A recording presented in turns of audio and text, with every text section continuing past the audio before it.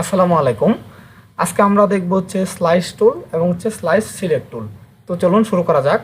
আমরা যদি আমাদের হচ্ছে গ্রুপ টুলের এখানে রাইট বাটন ক্লিক দিই, তাহলে আমরা দেখতে পারবো হচ্ছে এখানে স্লাইস টুল এবং হচ্ছে স্লাইস সিলেক্ট টুল। তো হচ্ছে আমরা প্রথমে দেখবো হচ্ছে স্লাইস টুল। তো স্লাইস টুলের কি কাজটা, এর জন্য আমরা একটা পিকচার নিয়ে আসি। ফাইল ফাইল থেকে ওপেন থেকে আমরা এখানে দেখবো হচ্ছে আমরা ধরি এই যে গাছের এই পিকচারটা নিয়ে আসি। তো এটা আমাদের পিকচার। তো এটা একটু জুম করে নিই, জুম টুল নেওয়ার পর একটু ক্লিক দিয়ে জুম করা নেই। তো আমরা এখন দেখবো হচ্ছে স্লাইস টুলের মাধ্যমে আমরা যে কোনো কিছু কাটতে পারি। তো আমরা চাচ্ছি যে আমাদের এই যে পিকচারটা আছে মাঝখানের বা এই পিকচারটা আছে এটা আমরা কাটবো। তো আমরা এখানে ক্লিক দিই, এটা আসার পরে চাকুর মতো একটি চলে আসছে। তো আসার পরে ক্লিক দিয়ে যদি এরকম ড্র্যাগ করি, চাচ্ছি এতটুকু অংশ আমি নিব। তো এখানে ক্লিক দেওয়ার পরে এই অংশটুকু চলে আসছে। এখন আমরা যদি সেভ করি, এই অংশটুকুই আমরা সেভ করতে পারি। কিন্তু এখানে যদি আমরা এভাবে সেভ করি, তাহলে দেখবো হচ্ছে আমাদের এই অংশ আসবে এরকম ভাগ ভাগ সম্পূর্ণটাই আসবে।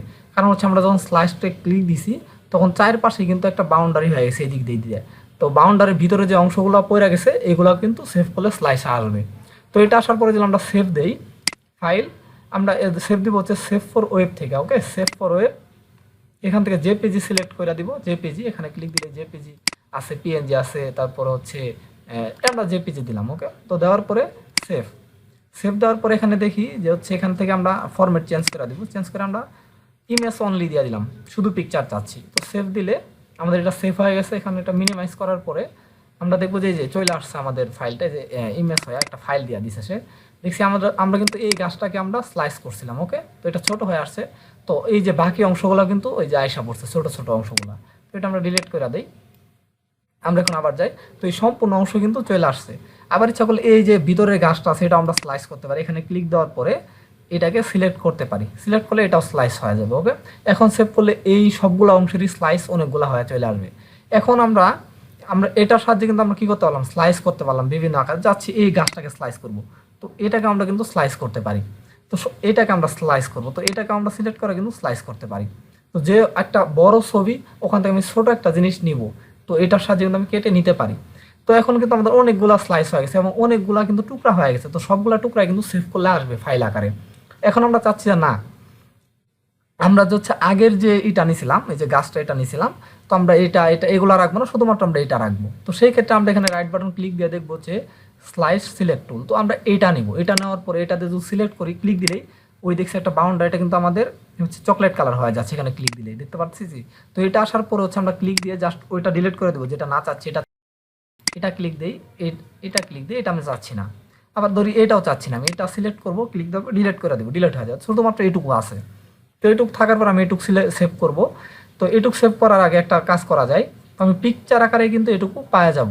তো আমি একটা জিনিস চাচ্ছি যে এখানে ডাবল ক্লিক দিলে, এখানে লেখার ভিতরে এই যে একটা SMS বক্সের মতো একটা বক্স আছে, এখানে ডাবল ক্লিক দিলে তো এরকম চলে আসে, একটা পপ আপ আসে। তো এখানে আজ দেখা আছে ইমেজ, নো ইমেজ। তো এখানে নাম দেওয়া যায়, যেখানে নাম দিলাম হচ্ছে জাস্ট লিখলাম, একটা নাম লেখা নিলাম। দেওয়ার পর আমরা এখানে এখানে ইউআরএলও ব্যবহার করা যায়, কোড ব্যবহার করা যায়। তো এখানে আমি যে কোনো কিছুর ইউআরএল কোডও রাখতে পারি।